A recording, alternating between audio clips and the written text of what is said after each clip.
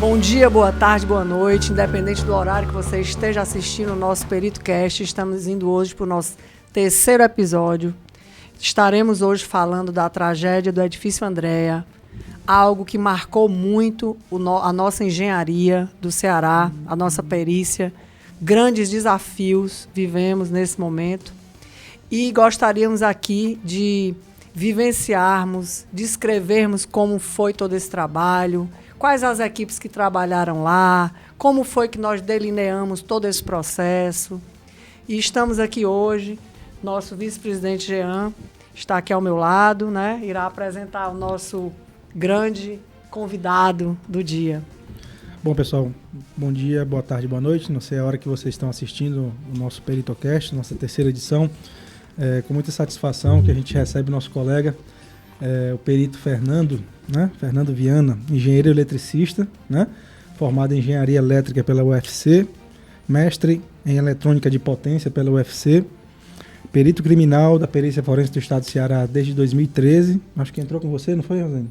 Ou não? Ele é da turma 1, eu turma sou 1? da turma 2. Mesmo concurso, olha mas ele só. entrou primeiro do que eu entrei 3 anos depois. Exato. Ele é especialista em criminalística aplicada a locais de crime pela Academia Nacional de Polícia, professor da Academia Estadual de Segurança Pública e também em outras instituições de ensino, né, na área de perícia criminal e áreas correlatas. Já foi coordenador, né, da Coordenadoria de Perícia Criminal da PFOS e hoje é supervisor do Núcleo de Engenharia Forense. Né? Prazer te receber aqui e dizer para você que até meus alunos da Odonto estão muito satisfeitos que você vai estar aqui hoje, estão esperando aí, aguardando com muita ansiedade a sua explicação hoje aqui. Obrigado, Jean. Obrigado, Rosane, pelo convite, primeiramente. Dizer que é uma honra, um prazer estar aqui, podendo contribuir com esse conteúdo aqui do PeritoCast. Espero que todos que estão nos assistindo, gostaria de cumprimentar também, e que possam gostar do nosso bate-papo aqui, para a gente tentar esclarecer o máximo possível dentro das possibilidades, é claro. Exatamente. Muito bom, Fernando. É uma honra ter você conosco. Fernando é meu eterno supervisor, né? Deu uma liberadinha aí para a gente cuidar um pouco do sindicato, né, Fernando? Temporariamente. Mas diz que é temporariamente. Mas vamos lá. Realmente sou apaixonada pela engenharia também, como o Fernando sabe. Né? Carrego na veia realmente esse chão de obra. Gosto muito. Sou realmente operacional, assim como o Fernando também é. Fernando é um grande supervisor e se destacou muito também no caso do Edifício Andréa, Fernando, o seu poder de liderança, de equipe, de conseguir agregar um momento de uma tragédia não é fácil. Então, inicialmente, só para a gente esclarecer para os nossos convidados, para os nossos ouvintes, como Fernando, quais são as atividades que o Núcleo de Perícia, Engenharia Legal e Meio Ambiente realmente atende? Só para a gente iniciar esse nosso bate-papo. Antes de mais nada, eu queria só dizer que também é uma honra e um prazer, uma satisfação poder representar uma equipe, porque, na verdade, o Fernando está aqui apenas representando uma equipe que trabalha em conjunto, né? E, especificamente, no caso do Edifício Andréa, eu apenas coordenei, mas teve toda uma equipe que a gente vai citar posteriormente. Mas, inicialmente, é interessante apenas a gente ressaltar, de forma bem geral, a engenharia forense, o que ela vem a ser, né? Isso. A engenharia forense, no seu arcabouço geral, a gente pode dizer que é um ramo da criminalística que tem o objetivo principal de pegar os recursos, os conhecimentos da engenharia como um todo, das mais diversas áreas, seja elétrica, civil, mecânica, química, ambiental, entre outras, com o objetivo de trazer esse conhecimento, esses recursos, para tentar esclarecer um fato delituoso, criminoso, que é objeto de uma investigação, e com base nisso trazer a verdade dos fatos para, consequentemente, trazer à luz a justiça. Isso. Então, em geral, é isso.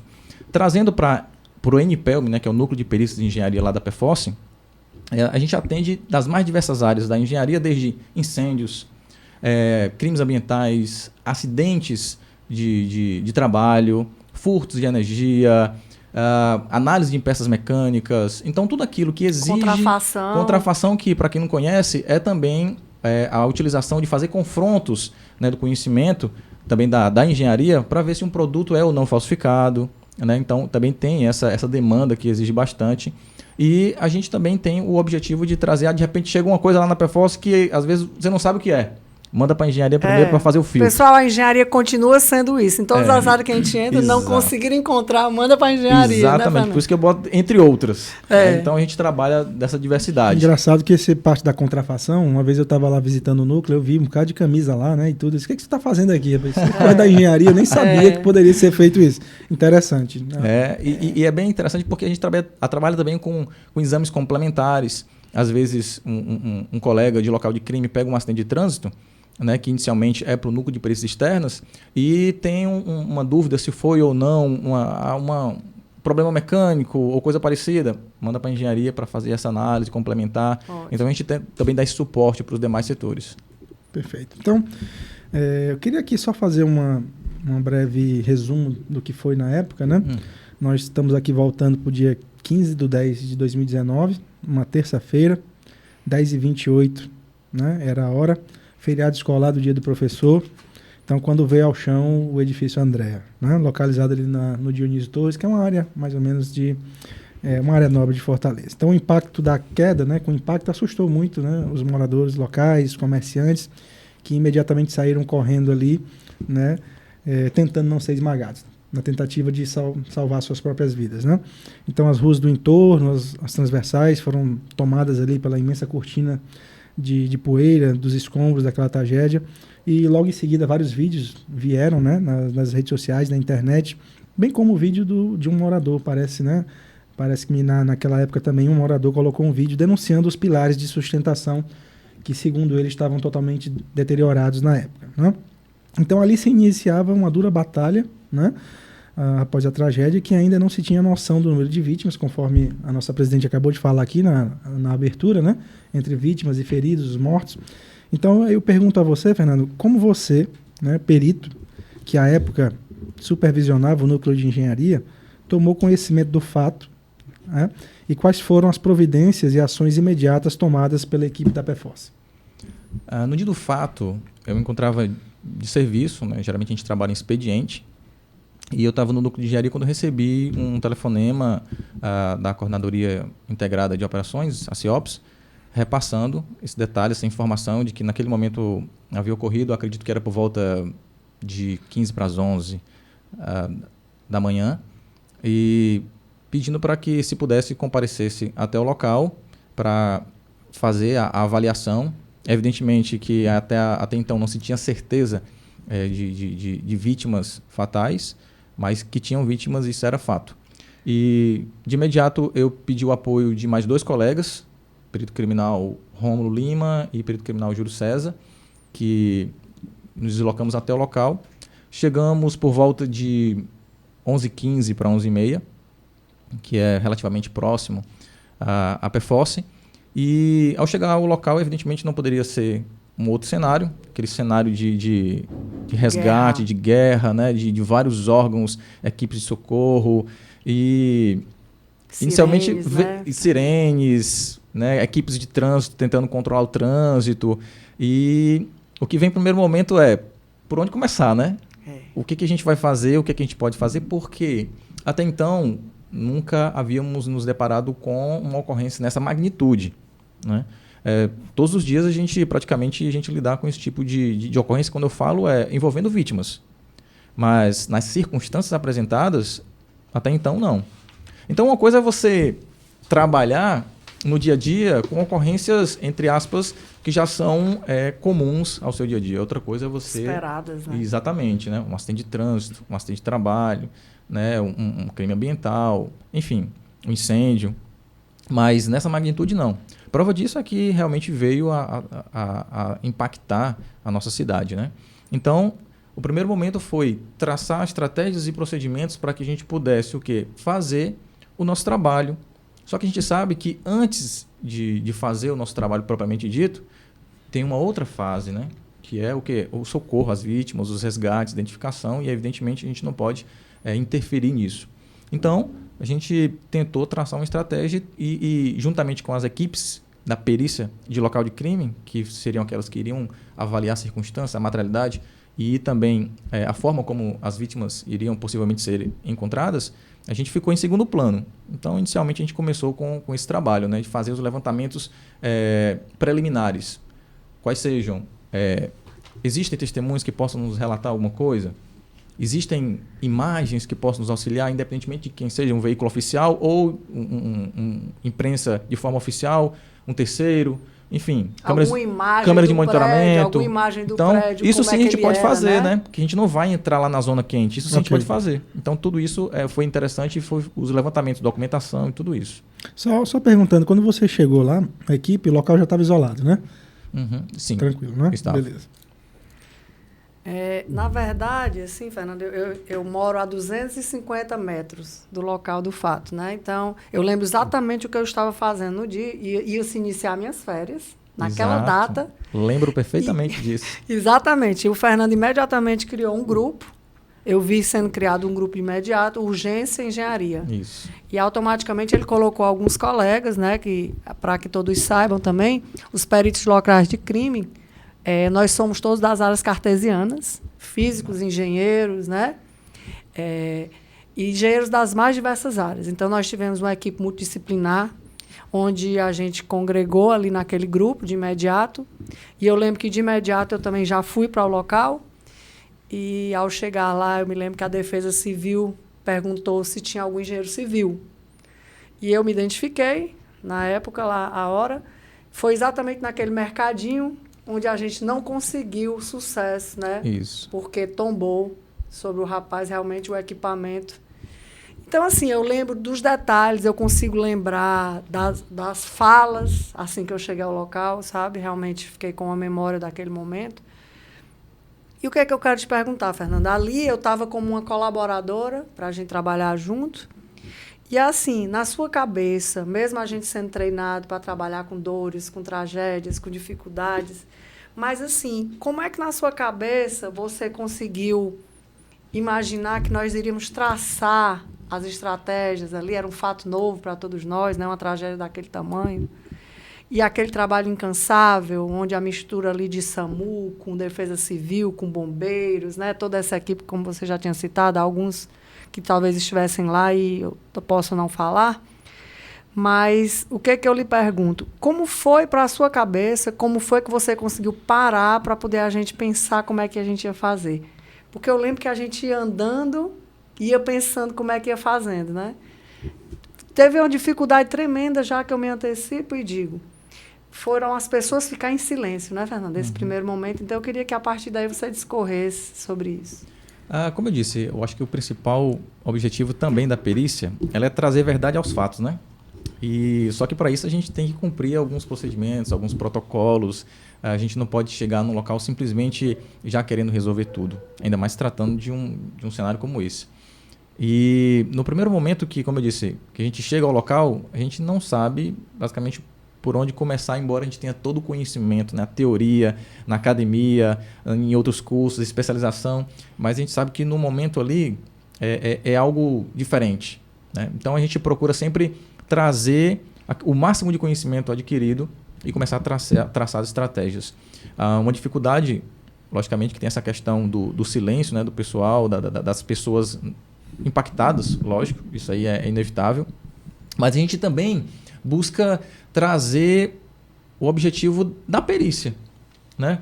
A gente sabe que os bombeiros precisarão intervir no cenário que seria de interesse da perícia e a gente busca fazer com que aquelas alterações elas possam minimizar, né, o impacto do trabalho pericial, porque uma remoção de uma coluna, aquilo dali já vai alterar o que a perícia iria trabalhar, isso quando eu falo da engenharia, né? Mas eu diria que, aos poucos, depois que a gente senta, eu disse, não, vamos montar um posto de comando, vamos montar uma central para que a gente possa, primeiro, colocar todos os materiais necessários para que a gente possa trabalhar minimamente naquele local, vamos juntar a equipe, vamos trabalhar um pouco, vamos discutir, vamos traçar hipóteses, vamos traçar estratégias, e em cima disso a gente ia o quê? Paralelo com as equipes de local, acompanhando, né, sempre deixando um perito acompanhando aquelas equipes e o restante da equipe em paralelo tentando levantar o máximo de vestígios para que realmente a gente conseguisse o êxito posteriormente. Porque a gente, uma hora ou outra, a gente iria assumir o local. Então, o ideal foi traçar isso. Fernando, como é que você descreveria as etapas periciais realizadas na tragédia quais as atitudes que foram tomadas, né, para não colocar em risco, né, todas as equipes que trabalhavam lá, naquele local de crime. Quantos dias e quantas horas ficaram vocês lá no local até finalizar a perícia? E queria que você explicasse se houve tecnologias, equipamentos especiais, outros itens, né, que tenham colaborado, né, com o melhor resultado na perícia de local lá. Nós, como eu disse, nós chegamos desde o primeiro dia, assim que recebemos o acionamento, fomos de imediato ao local. E desde esse momento, sempre houve um perito no local. Então, foi diuturnamente... Até de madrugada? Até de madrugada. Legal. Você lembra, Virado, né? Que a gente, inclusive, eu falava, Rosane, não vou poder ficar hoje, você pode ficar? Já que ela morava próximo e tudo. E a gente sempre tentando fazer, quando não eram nós dois que estávamos cansados, mandava outro, porque a gente sabe que tem... E o carro ficava de apoio guardando material, para não faltar. Por exemplo, essa máscara que aqui está... Eu utilizei lá no dia, eu guardei, né? Exato. Entendeu? Assim, então o Fernando, ele articulou isso e aí daí ele fez esse traçado, né? Só para o nosso público leigo que não é afeito à metodologia pericial, qual a importância do perito ficar lá de madrugada? Ele vai fazer alguma coisa só para ter outra finalidade que não seja a perícia?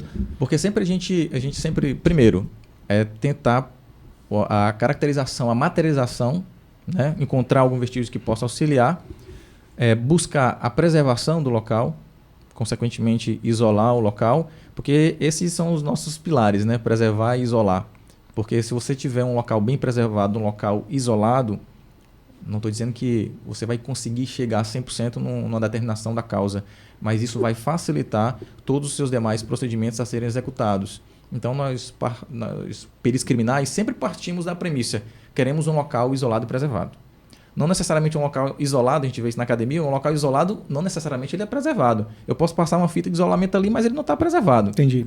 Então, isso é importante. Ok. Então, a gente sempre busca isso. E no primeiro momento que a gente viu, olha, aqui vai ser necessário sempre ficar um perito. A gente sabe que tem peritos plantonistas, 24 horas, mas da engenharia a gente não tem. A engenharia geralmente trabalha em expediente. A gente montou essa equipe que a Rosane falou, multidisciplinar, e a gente ficou alternando. Então, sempre tinha anotações, fotos, sempre tirando fotos ali de alterações que porventura ocorressem em virtude do resgate, para que posteriormente a gente sentasse e visse, olha, esse local foi alterado, então impactou de certa forma nisso. Né? Então na verdade, talvez vocês estivessem esperando que bombeiros continuavam trabalhando e tudo. Isso, entendi. Exatamente. Aí poderia haver alguma coisa que necessitasse de uma observação pericial. Okay. Exatamente. Então a gente sempre em paralelo e também alinhado já com o Corpo de Bombeiros, olha, se aparecer, se vocês encontrarem alguma coisa que possa chamar a atenção, logicamente além de alguma vítima, mas nos comunique, só que a gente possa tirar uma foto rapidamente, o registro e depois... Okay. E também ficávamos aguardando a liberação do local, porque o local era do Corpo de Bombeiros, né, das equipes de resgate e tudo. Então, sempre ficávamos ali em segundo plano, aguardando isso. Logicamente que no primeiro plano estava o Corpo de Bombeiros, equipe de resgate claro. E as equipes periciais de local de crime que eram relacionadas às vítimas. Né? Era uma equipe só para local e uma equipe só para engenharia. Okay. Mas esses fazendo as suas competências, claro, mas de forma, no máximo, buscando harmônica e tudo isso. Né? E aí, posteriormente, a gente foi fazendo esses levantamentos, essas análises, e a gente utilizou o máximo possível de ferramentas que a gente tinha disponível. Né? E aqui eu posso citar aqui, por exemplo, nós tínhamos drone. Hoje o drone é uma ferramenta indispensável na análise pericial, né? Principalmente quando envolve uma área significativa. Né? A gente utiliza muito em áreas de crimes ambientais, mas nesse caso específico a gente utilizou drones o máximo que a gente podia. Né? Qual a finalidade do drone lá na perícia? O drone primeiro é fazer os registros fotográficos aéreos para você ter uma visão macro e assim, aí, como você bem discorreu, para avaliar os riscos iminentes existentes para a equipe de engenharia, porque a gente não pode entrar num local que teve um colapso de forma sem fazer nenhuma análise antecipada. Okay. Né? E eu acho que um dos primeiros critérios para se fazer um local de crime é avaliar os riscos, né? Isso independentemente de qual seja ele. E a gente utilizou o drone para fazer esses registros macros e também as avaliações e as análises. E aí eu chamo a atenção que esse drone, em especial, ele também tem uma câmera termográfica. Aqui na frente, né? Isso, exatamente. Pega aí, Jean, só para te mostrar aqui para o público, né? Ele auxilia também. Não é um drone, vamos dizer assim, top, né? Mas que é um dos melhores drones que nós temos da linha e auxilia principalmente no período noturno, porque a visão termográfica ela fica melhor, né? A gente faz um contraste de cores e tudo, e auxilia, inclusive, na parte de uma possível identificação, de coloração de um corpo ou não, né? Porque a gente sabe que o concreto ali pode estar um pouco mais quente, e a vítima um pouco mais fria. Isso dá um contraste, pode facilitar na visão noturna. Também auxiliou nesse sentido. E também, como eu disse, sobretudo na questão da avaliação dos riscos iminentes também existentes. A gente pode ou não entrar naquele local, faz uma varredura, faz uma análise, fazer levantamento topográfico. Então, tudo isso também é um benefício que o drone traz. E é uma ferramenta sensacional. Perfeito. Fernando, eu lembro, nesse dia, que também a gente teve um apoio do pessoal da Enel em relação aos celulares, para a gente localizar onde estavam os aparelhos. Lembra disso? Exatamente. Na verdade, foi com a equipe da Anatel, né? Anatel. Isso. Para ver se a gente conseguiria fazer uma varredura, auxiliar, consequentemente, o Corpo de Bombeiros também, né? Porque tudo que a gente conseguisse para tentar acelerar, alguém, né? Para dar um tempo de resposta mínimo para o resgate, era essencial, né? Teve também a questão de sinais, não só de celulares, mas outro tipo de sinal que pudesse facilitar a localização. Então, tudo isso foi também utilizado e outros órgãos auxiliaram, claro, e isso é de suma importância também, não só para a análise pericial, né? Por exemplo, pericial, mas também para a equipe de resgate. Certo. Fernando, eu sei que é bem difícil a gente conseguir fazer um trabalho desse com muito esmero, mas a gente conseguiu, felizmente. Como foi lidar com aquele clamor do familiar que perdeu alguém, mas a gente em busca de tentar esse resgate, né? Como é que foi lidar com essa emoção, visto que você também estava liderando uma equipe, né? Tem todo esse aspecto que as pessoas perguntam muito. Vocês ficam frios? Vocês ficam insensíveis, né? Então, assim, eu queria só que você esclarecesse como é que funciona isso para a gente, para as pessoas não entenderem que a gente fica menos humano por isso. Às vezes, muito pelo contrário, né? A gente fica muito reflexivo, né, de como as coisas ocorrem. Eu queria que você discorresse um pouco sobre esse aspecto aí, humano versus perito. É interessante essa pergunta também. Outras pessoas já me perguntaram, rapaz, como é que vocês conseguem todos os dias? Pois é, a gente não consegue, né? A gente realmente veste ali, faz uma blindagem psicológica para que a gente não seja, pelo menos eu sou assim. E nesse caso específico, é inevitável você não ser impactado pela circunstância, né? O clamor, né?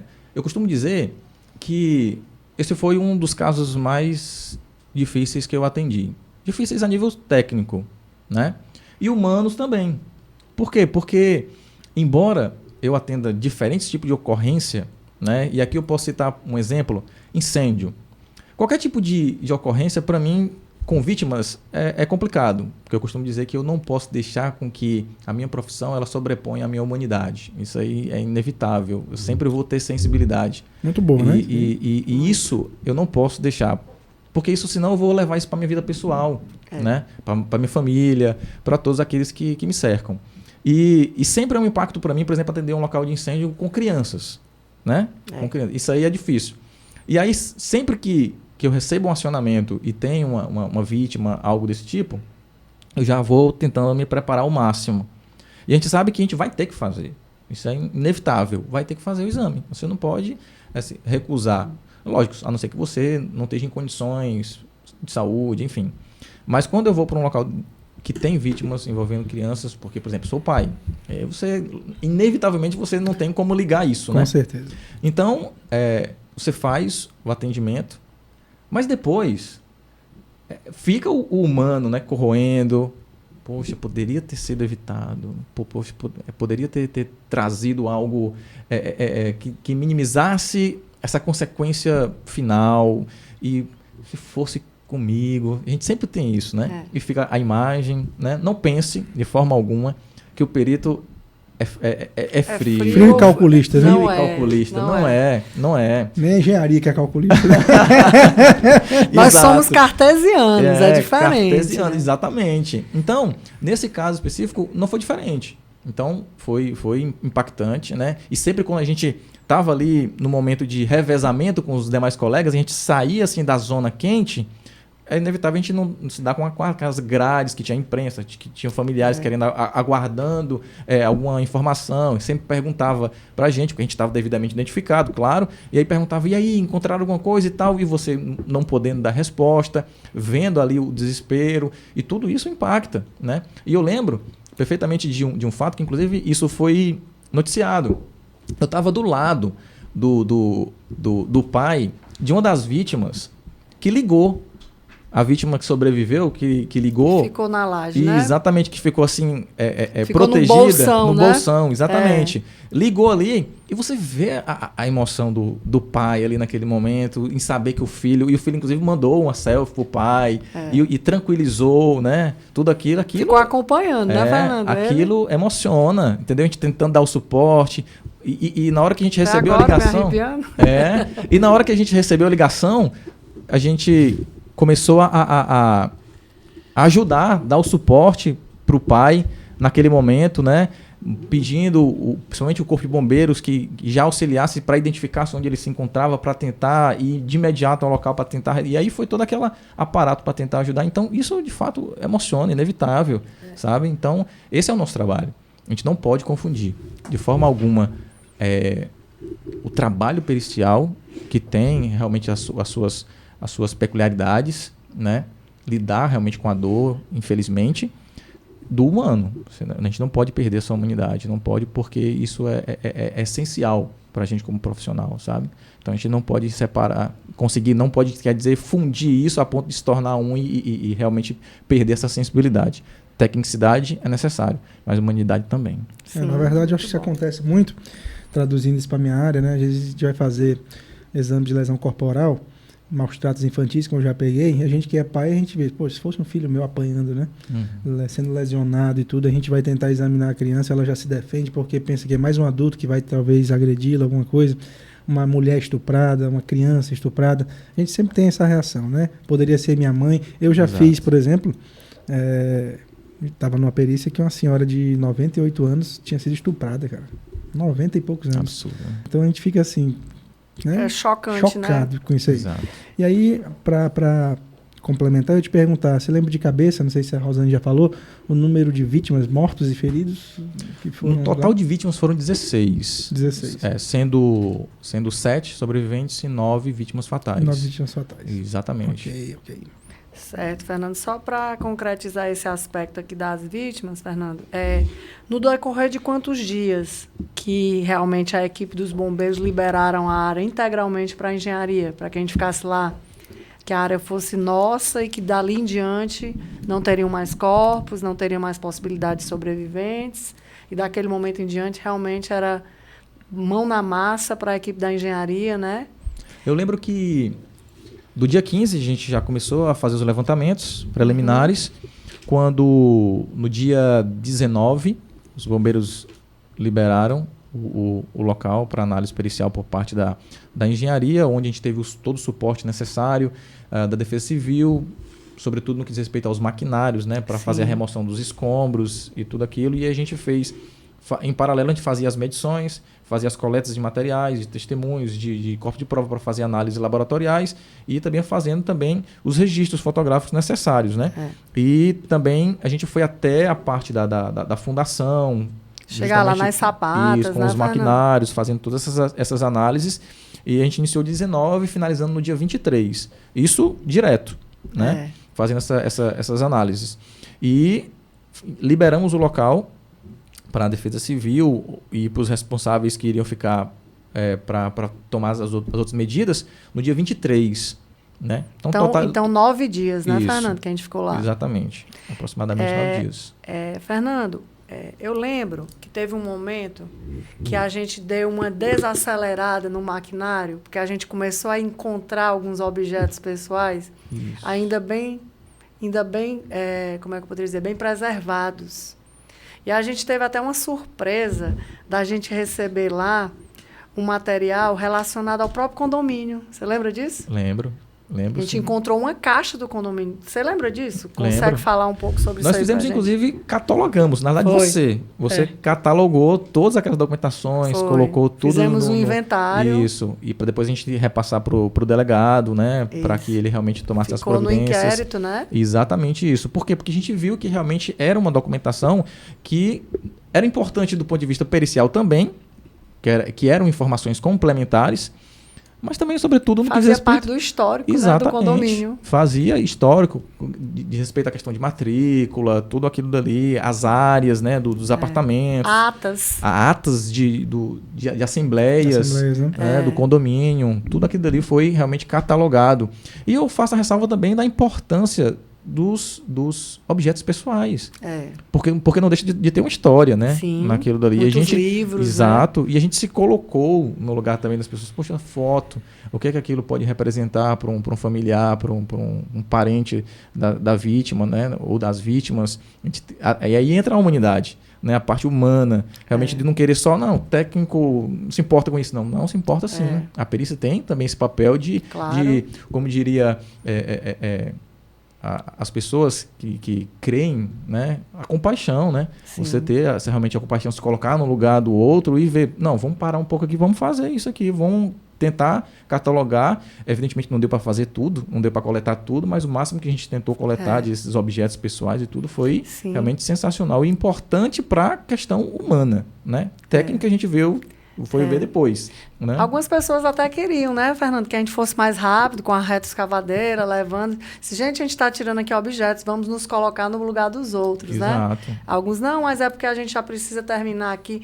Aí eu lembro, Fernando, também, que a gente teve um momento que a gente definiu assim, Fernando, vamos botar umas bandeirinhas, lembra dessa história? Lembro, sim, para fazer as marcações, para identificar aquilo que era de ponto de interesse para a gente, né? Pilares, né? A saída dos pilares, que a sapata vai lá de baixo, o pilar vai nascer. Exatamente. A gente começou a numerar. A gente numerou e depois a gente colocou mapinha, com o drone, tirou de cima e viu a disposição de cada pilar e de cada localização que era o ponto de interesse da análise pericial também. Né? Então, inclusive, tudo isso a teve tecnologia uma também escavação ajudou. profunda, né, Fernando? De cada uma das sapatas, né? Porque é interessante porque eu acho que 1 mês ou 2 meses antes dessa tragédia, a gente tinha atendido um desabamento parcial, Sim.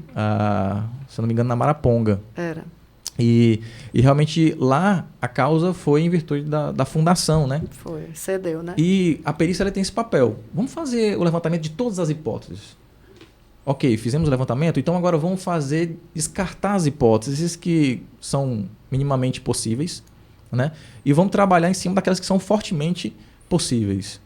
E aí a gente foi descartando. É por isso que a gente foi até a fundação, realmente, desde a estrutura, infraestrutura, passando realmente pela fundação, tudo aquilo, para ir descartando e chegar, se possível, na verdade, dos fatos, né?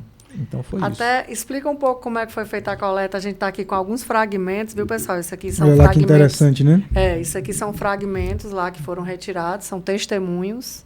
Para quem não é da área, é como se fosse uma biópsia, né? De cada laje, de cada pilar, a gente tirou um pedacinho para a gente ver a qualidade, né? Então, isso aqui, realmente, esses fragmentos são de lá. O Fernando pode falar com a gente com mais propriedade. E como foi que a gente chegou até... Na realidade, isso aqui não são nem mais considerados testemunhos, né? Porque são fragmentos que a estrutura estava tão comprometida que até para extrair... ele se fragmentava. E um material como esse não é possível, por exemplo, levar para um laboratório e ser analisado, por exemplo, teste de resistência, porque não tem os parâmetros necessários para colocar dentro de uma máquina. As dimensões, né? Isso, as dimensões necessárias para fazer um ensaio ou coisa do tipo. E aí eu decidi pegar esses dois e deixar lá no nosso setor, como sendo engenharia, e também trazer a memória. Sempre que um colega for visitar, ou aqueles que entrarem realmente no setor de engenharia, saberem que um dia a gente fez algo, espero fazer nunca mais, né? Algo desse tipo e que realmente marcou a nossa carreira, a nossa trajetória de forma negativa, claro, né? No sentido de humano. Mas técnico foi engrandecedor, por quê? Porque um cenário como aquele traz muito conhecimento, né? Tanto análise pericial, como a técnica, procedimentos, aperfeiçoamentos de protocolos, buscar realmente você trazer uma elevação para o seu trabalho, para a sua qualidade de laudo. Então, realmente trouxe esses dois lados, negativo do lado humano e, vamos dizer assim, positivo, porque quando você vê algo que traz uma repercussão, né, e você se impacta por aquilo, você quer trazer um resultado. Sim. E você dá o máximo. Não é à toa que a gente ficava lá 24 horas, se fosse preciso. Então, é em cima disso que aí eu trouxe esse material que serviu, inclusive, tem uma coloração diferente. Não é que ele já vem assim, mas é porque a gente fez uma análise no local para ver a questão da carbonatação da estrutura, ver se estava afetado ou não pela corrosão e pela maresia, vamos dizer assim, pelo ar, né?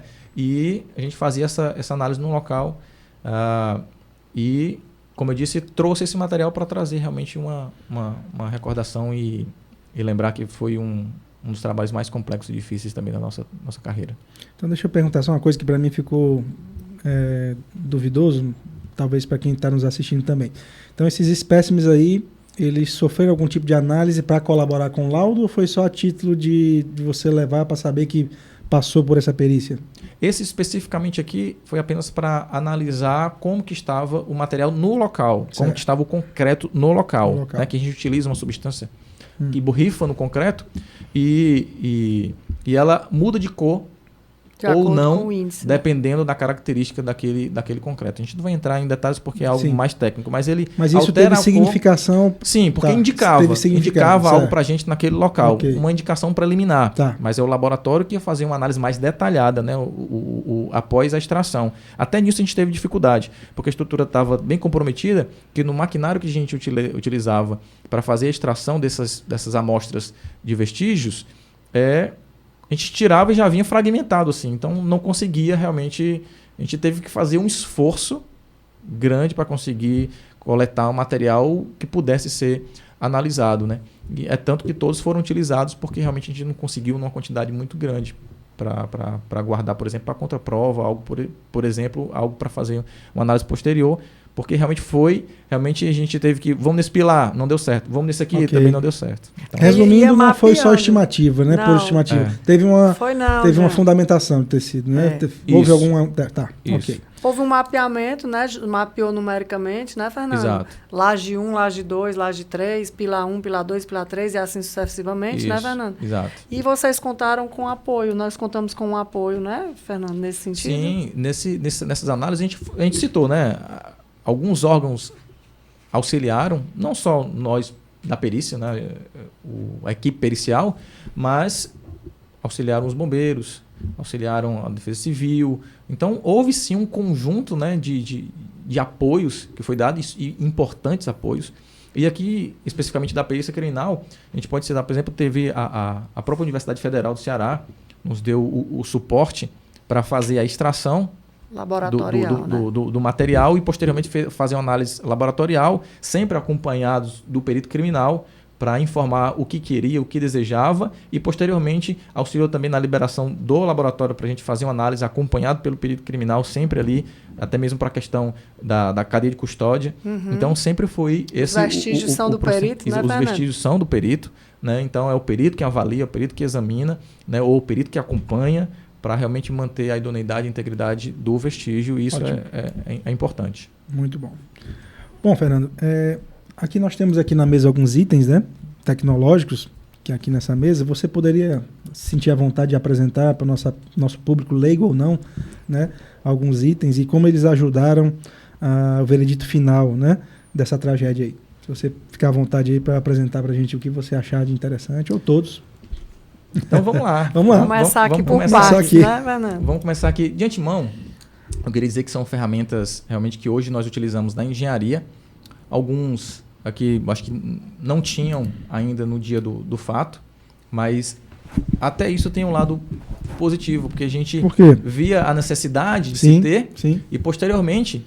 Investimento, né? Investimento conversando com a gestão superior e tudo isso. Aqui onde eu faço o parênteses e a ressalva e agradeço pelo esforço da gestão superior, né, na pessoa do Dr. Júlio, Dr. Átila, a doutora Manuela, que vem realmente fazendo esse esforço. Ótimo, muito bom. Em trazer esses equipamentos.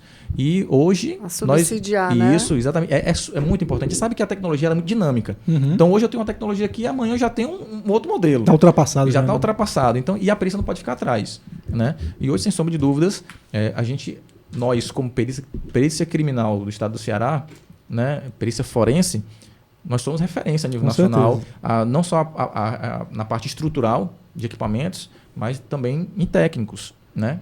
Profissionais. Recursos humanos, né? E aqui nós temos, por exemplo, o drone que a gente já apresentou, que faz o mapeamento, registro, análise de risco, pode fazer também análise topográfica, análise de terreno, fazer também um levantamento que a gente chama fotoaerogrametria, né? Que a gente, é um trabalho também de, posteriormente, fazer análise de medições e tudo isso. Nós temos hoje também ferramenta muito utilizada na parte da engenharia, são os scanners a laser 3D. Aqui eu trouxe 2 modelos, que esse é o scanner estático ou terrestre, que ele trabalha no tripé, certo? Então, a gente faz uma configuração do setup desse equipamento, coloca ele no tripé e você pode controlá-lo remotamente. Qual o objetivo disso? O objetivo é, por exemplo, eu tenho essa sala, esse cenário, e eu quero escanear ele por completo. Eu pego esse scanner, coloco ele no tripé, saio da sala, coloco ele no centro e vou escanear. Coloco lá para escanear, de acordo com a configuração que o cenário exige. E, posteriormente, eu vou pegar essas imagens que foram coletadas pelo scanner, eu vou jogar no software, processar aquelas imagens e eu vou trabalhar e transformar ela em uma análise 3D. Para quê? Para que, através também do software, eu possa fazer... Primeiro, quando ele escaneia, ele já materializa a cena. Então, o que ocorre? Eu posso voltar quantas vezes quiser naquela cena. Né? Posso analisar os vestígios e posso colocar... Não perde nada, não perco. E eu posso colocar quantas pessoas eu quiser naquela cena, inclusive um delegado, um juiz, posteriormente, né?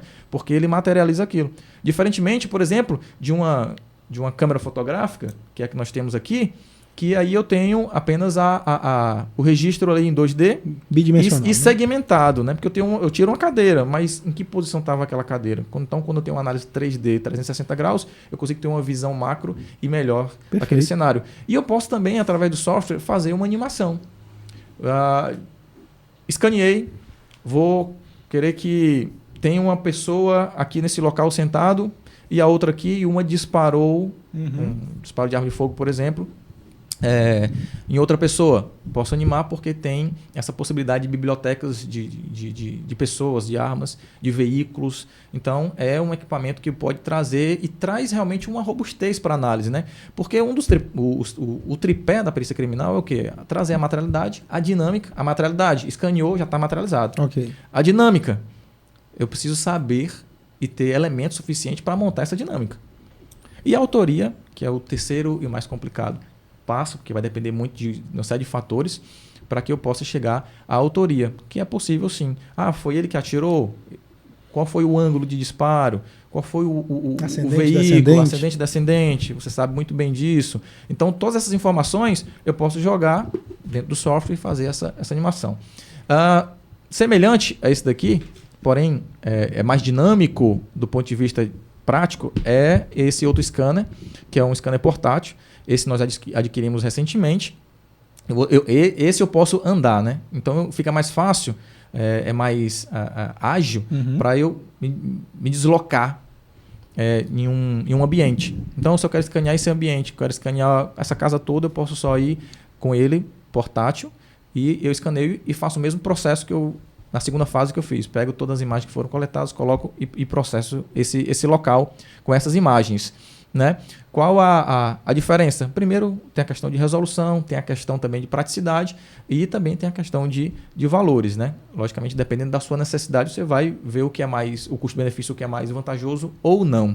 Então, são ferramentas muito boas, importantes para a análise pericial, sobretudo para a ponta, que é não só a sociedade, mas o juiz que vai chegar lá, ver um laudo não só descritivo, mas ele vai chegar com uma mídia E essa mídia ela vai ter uma animação lá. E essa animação vai tentar trazer essa dinâmica. Imagem é tudo, né? Não, a imagem fala por si só, né? E sem perícia não há justiça, né, Fernando? É importante a gente falar disso, da importância da perícia.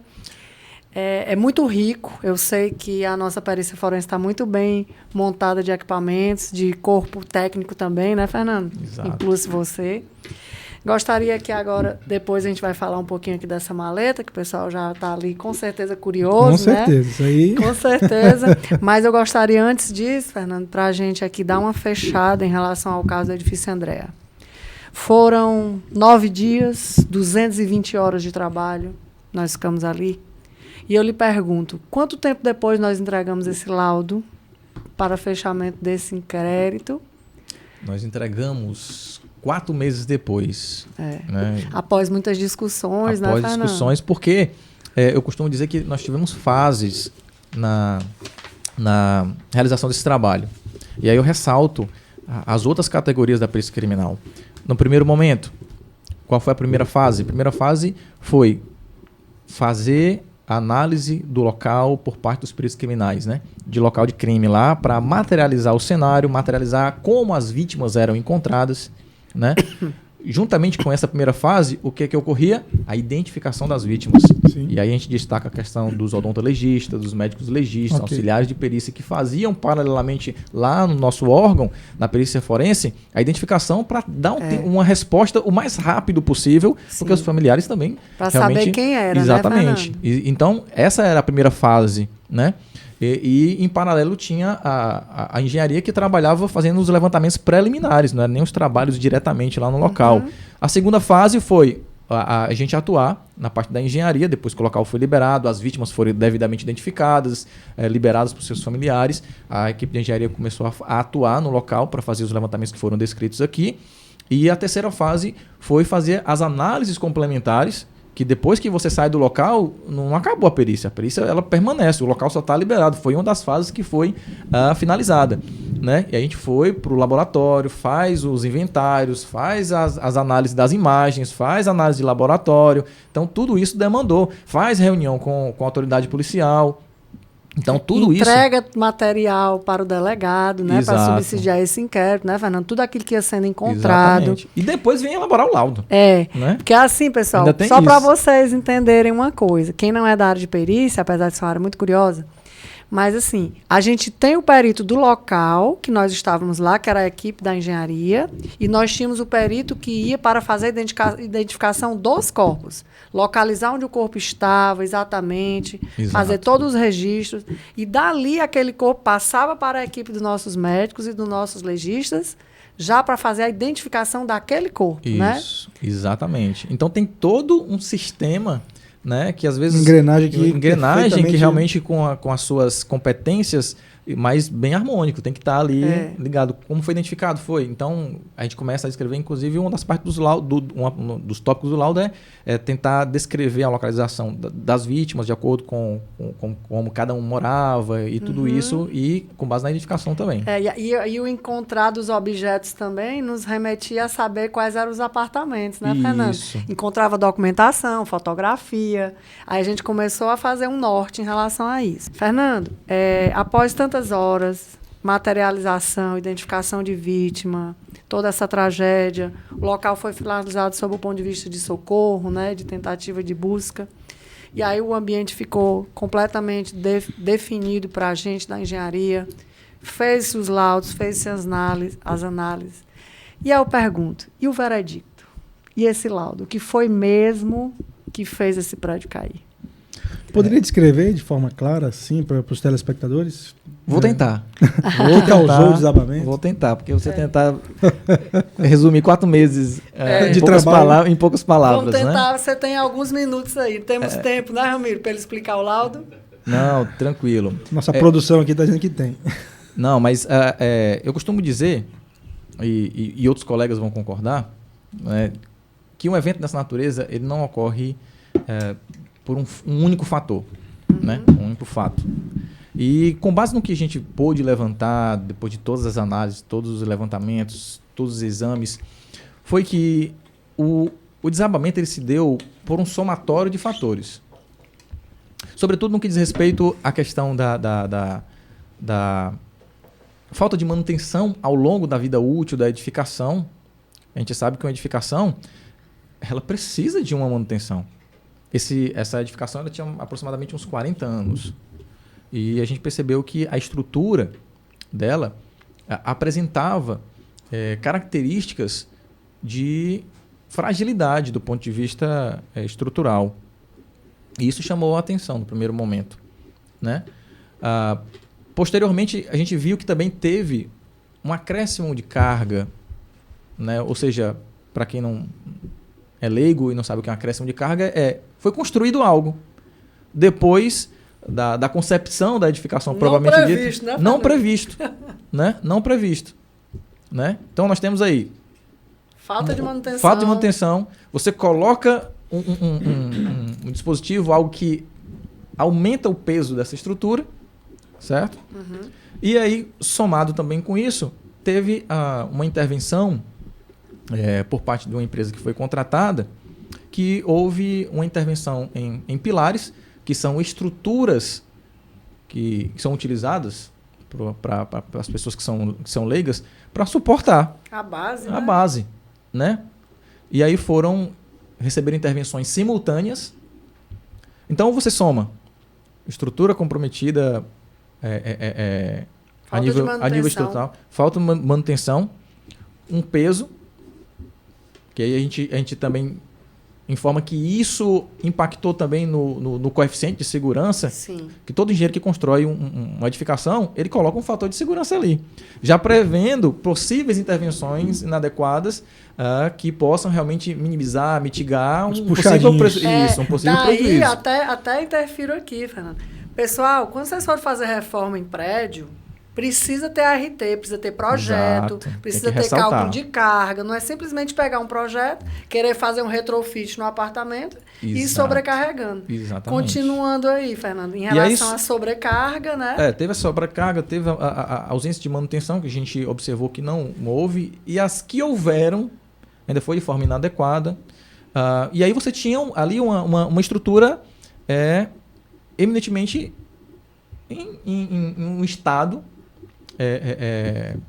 comprometedor. Bem deteriorado, né? Deteriorado, vamos dizer assim. Pilares. E só que ela estava lá, né?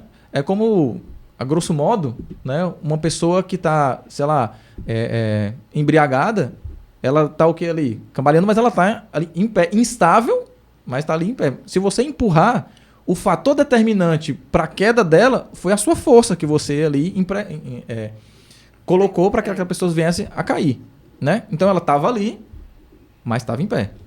Então, algumas pessoas inclusive indagam: mas se ela tivesse desse jeito, ela iria cair de qualquer jeito? A perícia não trabalha em cima de suposições.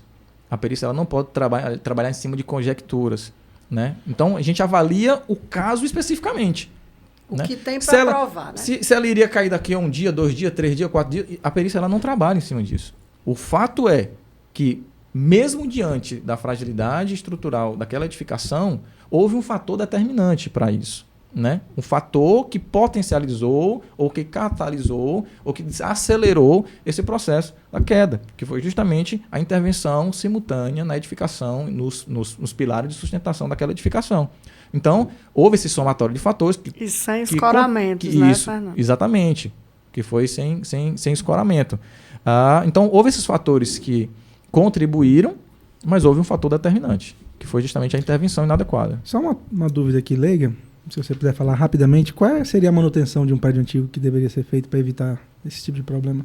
Um prédio antigo, geralmente, é importante que você faça um levantamento, em primeiro lugar, faça a inspeção predial dessa edificação, inclusive tem uma lei para isso. Uhum. Hoje você tem que cumprir realmente, se você quer deixar a sua edificação segura, dentro das conformidades das normas técnicas, é importante que faça primeiro uma inspeção predial com um engenheiro habilitado, especialista para esse tipo de análise, né? Não é com qualquer um. Eu fiz a inspeção, fez com quem? Com o Raimundo ali que... Não é. Faz tudo. Não. É importante que faça a inspeção. Com base nessa inspeção, esse engenheiro ou esse profissional capacitado e habilitado, ele vai fazer o levantamento da situação que se encontra aquela estrutura. Em cima disso, ele vai apontar, é como se fosse um médico. O médico, ele olhando para você, check-up. ele não vai conseguir descrever quais os problemas que você tem, a princípio. Porque se forem internos, não tem como fazer isso. E a estrutura, você está vendo ela ali, você pode até pintar, né? Pinta lá, bota, maqueia, mas a doença, a patologia, ela vai existir. Então, o que é que o médico solicita? Exames. Sim. Então, no primeiro momento, averiguar, né? Fazendo essa comparação, fazendo essa ilustração, eu poderia dizer que o engenheiro que vai fazer a inspeção em uma edificação, ele vai fazer o quê? A avaliação, já que o prédio em si não tem como falar, né? Embora as fissuras, as rachaduras, elas falam como o vestígio fala com o perito. Né? Então, para o engenheiro, quando ele vê, observa uma infiltração, observa uma armadura oxidada, né? Até mesmo a inclinação, né, da fissura, ela determina se é estrutural, né, se ela está a 45 graus. Então, dito isso, depois que foi feita a inspeção por um profissional habilitado, ele vai solicitar, seja feito os tipos de exames, para que com especialistas, com empresa especializada, porque não é qualquer um que faz também uma intervenção, sobretudo no que diz respeito a uma estrutura antiga. Né? Sempre fazendo uma analogia com o ser humano. O ser humano, na sua idade avançada, ele precisa de mais cuidados. Ele precisa de mais informações a respeito daquilo que ele possa existir, embora a gente saiba o quê? Não, quando chega numa certa idade, a tendência é ter esse tipo de doença, isso aqui, ok. Mas eu preciso constatar isso. Então, o que é que eu oriento? Especialista, inspeção, para que ele possa indicar as possíveis patologias e trabalhar em cima delas. Perfeito. Ele pode até condenar. Né? Só tem tantos dias de vida. Né? Enfim. Fernando, a gente vai chegando aqui quase próximo do fim, né? É bem legal um podcast, é bem gostoso de fazer. Eu lhe falei que a gente falaria, apesar de ser um tema pesado, né? Mas a gente tenta fazer que ele seja um pouco mais leve para os nossos telespectadores. Sim. Eu queria saber de você, para a sua vida pessoal, profissional, se você pudesse dizer o antes e o depois desse fato. O que é que isso mudou para você? O que é que isso internalizou em você? Você já falou um pouco desse lado humano, mas eu gostaria que você reiterasse nesse sentido. Olha, foi, de certa forma, sem nenhum clichê, foi um divisor assim, de águas na minha carreira profissional, né? Por quê? Porque quando você está na academia, os professores que lá vão lecionar e vão ensinar e apresentam estudos de casos e que depois você começa a executar os conhecimentos no seu dia a dia, você jamais vai esperar que você vai se deparar com uma situação como essa, né? Então, depois que você passa por esse tipo de experiência, como eu disse, é algo marcante, né? Por quê? Porque dificilmente eu passo mais de um dia num local de ocorrência, né? Dificilmente a gente passa mais do que 4 horas, 5 horas. Mas nesse caso específico, nós passamos uma semana. 9 dias. Né? 9 dias. Ia em casa só trocar de roupa, tomar banho, voltava. E isso já marca daí, né? Você também traz para si a sua contribuição.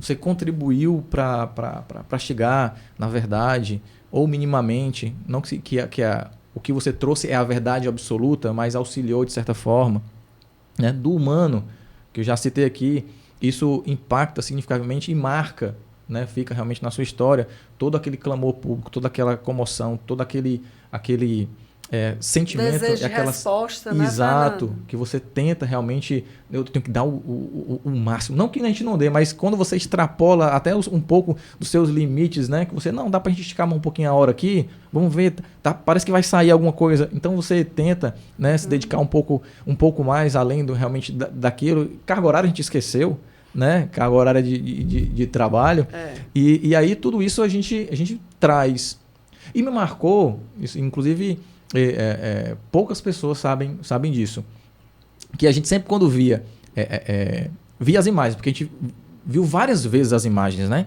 A gente via várias vezes as imagens, tanto as imagens de vídeo, as imagens que rodavam na mídia, e no local, né? Também via choro, né? Via pessoas, entre aspas, né? Que se alegravam porque um parente era encontrado com vida, né?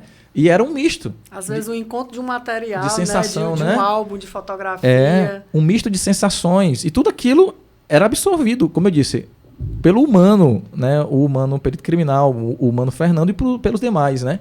E tudo isso era somado, inclusive por alguns dias, né? Inclusive um período depois, dormindo e às vezes pensando, vinha um filme, né? Vem o som da retroescavadeira tirando os entulhos, né? O material, e tudo isso vai tendo flash. Até eu pensei, rapaz, será que eu tô com problema psicológico?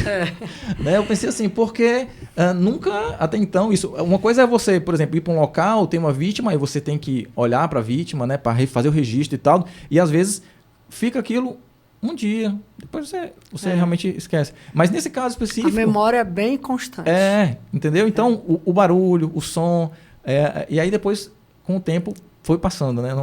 Não tive mais esses flashes, né? Você sabe, Fernando, que hoje eu fui mexer no meu celular, eu falei até pro Jean, eu fiz alguns vídeos, eu gosto muito de fotografia e de vídeo, sempre gostei. E na perícia me apaixonei ainda mais por isso. E alguns vídeos que eu tinha feito no local, da gente fazendo retirada de testemunhos, sim, algumas coisas, alguns momentos. E eu não tinha tido coragem de assistir alguns, né? Então, você também vai ser surpreendido de ver alguns vídeos novos na nossa edição, que os meninos vão fazer aqui. E eu gostaria de lhe perguntar... Eu lembro, você lembra que no final, que a gente foi liberar, que a gente juntou o pessoal lá que estava ajudando a gente, teve um grupo bem legal. Eram os serventes, pessoal, da prefeitura. O pessoal de laranja lá? Eles estavam com a fardinha e assim... Todo mundo falava, tinha homenagem dos bombeiros, tinha homenagem da Defesa Civil, homenagem da perícia. E eu observava, e eles nos ajudavam tanto, né, Fernando? Disse assim, moço, faste aqui para poder a gente sentar aqui para tirar essa... Para poder fazer a medida dessa laje, faste aqui. Quebra aqui. Quebra aqui, por favor. E aquele pessoal totalmente à disposição e tudo. E a gente via que realmente eram pessoas de um poder aquisitivo, né? Isso. Bem aquém do restante da equipe. E aí nós coletamos rapidamente alguns amigos e a gente fez uma distribuição de umas cestas para eles. Como gratidão mesmo, né? Ninguém tinha intuito de fazer nenhum tipo de provocação midiática. Tanto que ficou só entre gente, que a gente não fez, né? Mas o que eu quero dizer é a importância que foi, gente, cada uma daquelas equipes que ali estavam. Sim. E eles eram incansáveis. Eles eram os primeiros que chegavam. Entendeu? Eu me lembro que eu fiz uma coisa lá, e como eu moro perto, às vezes eu passo e dou uma olhadinha, tinham algumas plantinhas e uns jarros do prédio. Uhum. E eu gosto muito de plantas. E aí eu peguei de um por um e fui botando na calçada, eu mesmo pegava. Eu disse, alguém quer criar esse pé de saputi, que era de um jarro, sim, né? Tirava o pé de saputi está lá, não sei se está sendo aguado. Mas, assim, tudo que era de jarro, a vizinhança ficou. Uhum. Aí a gente ia começando a fazer aquilo ali para tentar humanizar um pouco mais o espaço, né? Uhum. Tentar que as pessoas que estão ali no entorno não ficassem tão traumatizadas, né, Fernando? Sim. A gente até tinha algumas pessoas que sobreviveram daquele mercadinho ali perto, por exemplo, que eles queriam tirar fotos com a gente, né? Né, Fernando? Isso. Então, assim, Fernando, eu deixo aqui à vontade para você fazer suas sinalizações, também o Jean. Nossa maleta está aqui, eu não sei como é que está nosso tempo aí, produção. Produção, pode ir? Pronto. Pois é, então, Fernando disponibilizar vai disponibilizar aqui o tempo, então você pode fazer o fechamento da forma que você quiser, né? Então, fique à vontade, o espaço é seu. Tá certo. Bem, aqui falando basicamente um pouco da maleta antes de fazer minhas considerações finais, aqui é uma maleta, geralmente aquela maleta preta, né, que geralmente os peritos vão colocar, o perito CSI, o perito aparece muito nas séries, né? É algo semelhante. Mas aqui é uma maleta que todos os peritos que vão para o local de crime utilizam. É uma maleta que foi disponibilizada pela Secretaria Nacional de Segurança Pública, então ela é padrão a nível nacional. E nós temos alguns componentes que auxiliam de forma básica no local, né? Que é justamente para auxiliar no levantamento de alguma medição, fazer um registro, fazer uma análise de escala, enfim. Então, aqui de forma bem sucinta e rápida, acredito que um próximo colega que atenda local possa falar um pouco mais com mais Quem detalhes. sabe a gente faz um podcast só sobre a maleta, né, Exato, Fernando? porque tem história, e não tem só esse tipo de maleta, né? Tem a maleta de papiloscopia, tem a maleta de local, tem outras maletas da própria engenharia. E aí nós temos aqui os marcadores, que são aqueles conhecidos para você realmente encontra o vestígio, você coloca esse marcador e faz o registro fotográfico, e ele já vem em escala e com uma numeração, para que essa numeração você identifique o vestígio, coloque no seu laudo, descreva esse vestígio e ele seja como se fosse a identidade, o número de identificação daquele vestígio. Então aqui nós temos marcadores de 1 a 100, que você pode utilizar. Havendo a necessidade, você pode fazer uma composição, se houver mais de 100 vestígios, você pode fazer uma composição de numeração e assim você fazer a descrição e identificação desse vestígio. Nós temos aqui um detector de tensão, que aí onde eu falei da análise de risco. Geralmente quando eu vou para o local de incêndio, eu sempre procuro avaliar se os condutores ou os fios elétricos não estão energizados, para isso trazer de repente uma descarga elétrica para mim. Então, identifico, você aperta aqui e ele vai dar um sinal sonoro dizendo que aquele material está ou não energizado, né?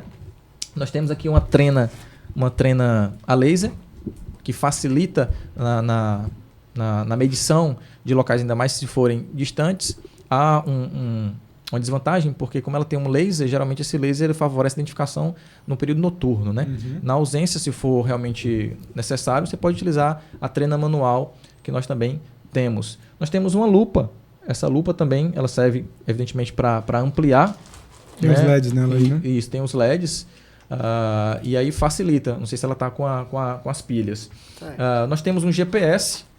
Esse GPS também, ele não veio nessa maleta, mas veio em outra maleta. Mas ele é muito utilizado na engenharia. Principalmente para você marcar um ponto de interesse, né? Lá também foi utilizado não só para marcar os pontos de pilares, essas coisas, mas marcar possíveis pontos de identificação, de localização das vítimas, né? E o ponto propriamente dito do local de interesse. E fazer o perímetro, exatamente, né, da área toda. Então é bem interessante. Nós temos uma lanterna, um conjunto de lanternas diferente forenses, essa, né? bem diferente. Não sei se vocês lembram, na maleta antiga eram várias lanternas individuais, com comprimentos de ondas e cores diferentes, né? E você fazia uma combinação desse conjunto com os óculos. Então você... Igual de dentista. Isso, pronto. Igual de dentista. Então você liga a lanterna, você utiliza o filtro, que é com os óculos, e assim ele vai facilitar a identificação de um vestígio latente. O que são vestígios latentes? São aqueles que não estão sendo visualizados a olho nu. Então, com essas ferramentas você consegue facilitar e localizar. Opa, ali tem um vestígio que pode ser de interesse pericial. Vou coletar. Vou fazer um SWAB, uma análise ali, para fazer uma análise laboratorial posteriormente. Então, facilita nisso também, né? E nós temos aqui também um multímetro. Você pode tirar aqui.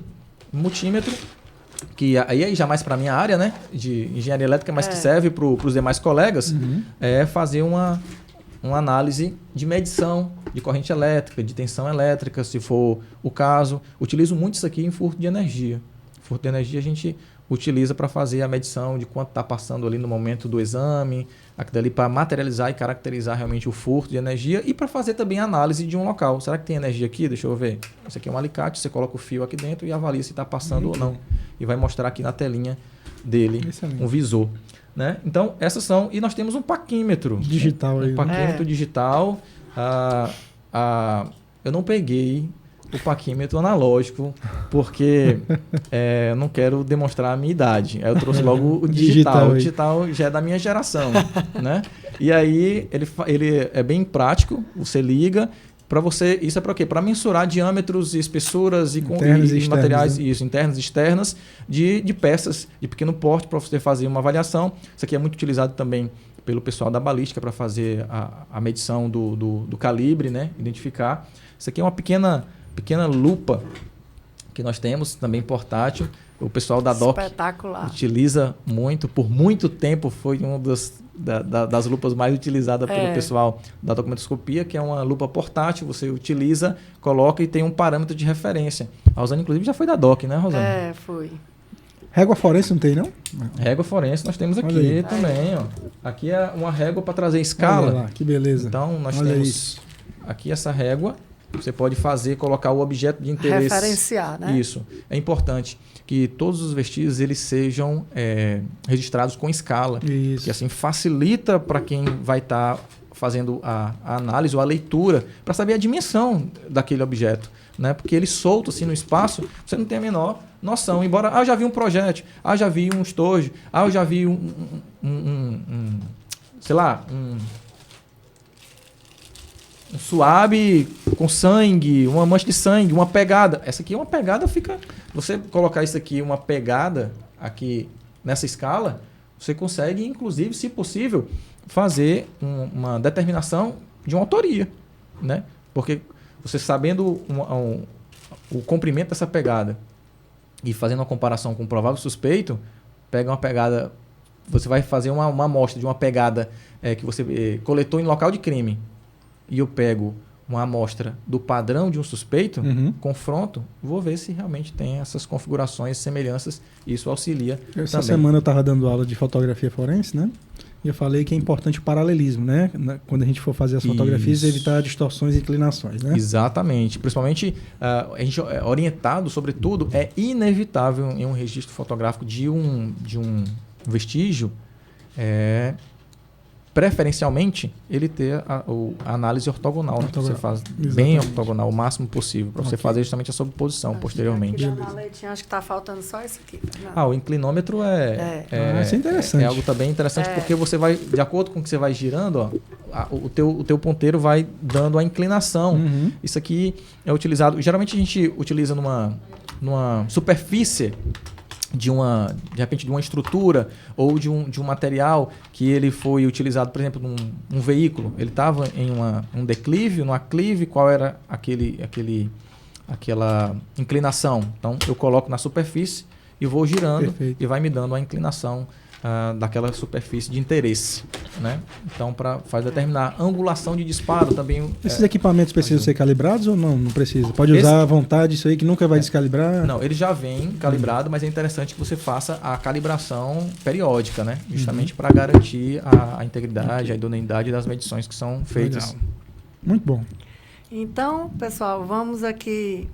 Fernando, nem tenho como agradecer, né, essa sua presença aqui. Eu sei de todas as suas atribuições, mas era um momento muito rico. Nós estávamos, desde o primeiro Perito Cast, que nós éramos cobrados sobre o caso do edifício Andréa, tá? Eu acho que com muita propriedade, com muita objetividade, você foi muito claro aqui nas observações, também sobre o ponto de vista humano, né, para desmistificar essa ideia de que nós somos frios, que a gente fica desumano. Exato. Na verdade, o que a gente fica muito realista sobre o que o ser humano é capaz. Exatamente. Isso é a que a perícia traz para a gente. Exato. Né? Essa maturidade, ela nos traz, diante de tantas aberrações do que a gente vê. Então, Jean pode fazer seu fechamento, seu agradecimento para o nosso convidado, e depois ele faz o fechamento dele. Mas eu tenho outra palavra a não ser agradecer a tua participação. Como eu te disse, até na faculdade os alunos vão esperar muito para ver essa edição do PeritoCast. Você demonstrou muito conhecimento técnico, né? A sensibilidade humana, e é muito bom saber que a gente conta com profissionais colegas na instituição do seu perfil. Muito obrigado. Eu que agradeço, quero agradecer a Rosane. Rosane já é uma amiga de longa data, né? Realmente é uma pessoa que contribuiu, em especial para esse trabalho que foi feito, né? Mesmo de férias, né? Não teve nenhuma pressão não, né, Rosane? Teve não. Então, realmente foi uma pessoa que... Não, na hora disso, suspende as férias. Exato, não, ela não hesitou em nenhum momento, né? Sempre teve ali, foi uma pessoa que realmente ajudou bastante. Isso eu posso falar sem pestanejar. Agradeço muito a ela. Agradeço também aos demais colegas, que ao todo foram 11 engenheiros, peritos criminais. Eu praticamente parei ali a perforce, eu quero todos os engenheiros civis ali para nos ajudar, e teve um dia do processamento dos vestígios que a gente juntou lá os peritos engenheiros. Após a liberação pelo Corpo de Bombeiros, a gente atuou lá no processamento. Agradeço a esses. Já agradeci pessoalmente, mas eu sempre gosto de ressaltar isso, porque a gente não faz esse trabalho sozinho, né? Então foram pessoas que me ajudaram não só na parte do local, na parte de análises complementares. Então sou muito grato. Às vezes os holofortes tendem a vir para a gente, né? Porque a gente assina um laudo ou coisa parecida, mas eu sempre ressalto isso, que não fiz o trabalho sozinho, sempre teve ali uma equipe por trás, e E agradecer a vocês pelo convite, pela oportunidade de a gente poder apresentar um pouco mais o trabalho da perícia criminal, né? Agradecer também pelo esforço de vocês, não só na parte do sindicato, que tem lutado, que tem se esforçado, e, sobretudo, na oportunidade que nós temos com essa nova ferramenta, trabalho, com essa nova estratégia, que é o PeritoCast, para a gente tentar trazer para aqueles que têm interesse da perícia, quer saber um pouco mais, né, que tem interesse em trabalhar como perito criminal. Eu acho que isso aqui é uma ferramenta, uma oportunidade ímpar que a gente pode apresentar para a sociedade e que precisam muito. Né? Utiliza esse canal, sobretudo, para trazer também a importância do isolamento e preservação. Às vezes você acha que o perito tem uma bola de cristal. Não, não tem. Ele só precisa ter um local isolado e preservado. Né? Que isso sim vai trazer uma robustez maior, né? Condições melhores para que ele possa atuar. Eu posso ter a melhor ferramenta, eu posso ter os melhores técnicos, mas se eu não tiver um ambiente preservado, eu não vou conseguir fazer muita coisa. Então, agradeço vocês novamente pelo convite, pela oportunidade e estou à disposição, caso vocês queiram posteriormente. Muito obrigado. Ótimo. Foi maravilhoso. Se tiver algum caso que a gente possa trazer também para fazer divulgação, a gente pretende aí em próximos episódios, pessoal, trazer também casos de tragédias onde morreram muitas pessoas ao mesmo tempo. Estamos escolhendo qual seria, para que a gente tenha todo esse cuidado para verificar se o inquérito já foi finalizado, se o Poder Judiciário já tomou as suas providências, porque, afinal de contas, a perícia faz justiça. Sem perícia não há justiça. Com certeza. E dessa forma, hoje aqui, com o nosso convidado Fernando, que brilhantemente fez aqui seu papel, como sempre faz, nosso vice Jean, estamos aqui finalizando nosso 3º episódio do PeritoCast e estamos aqui aguardando as sugestões de vocês também para as próximas missões, tá bom? Grande abraço a todos. Obrigado a todos. Até mais.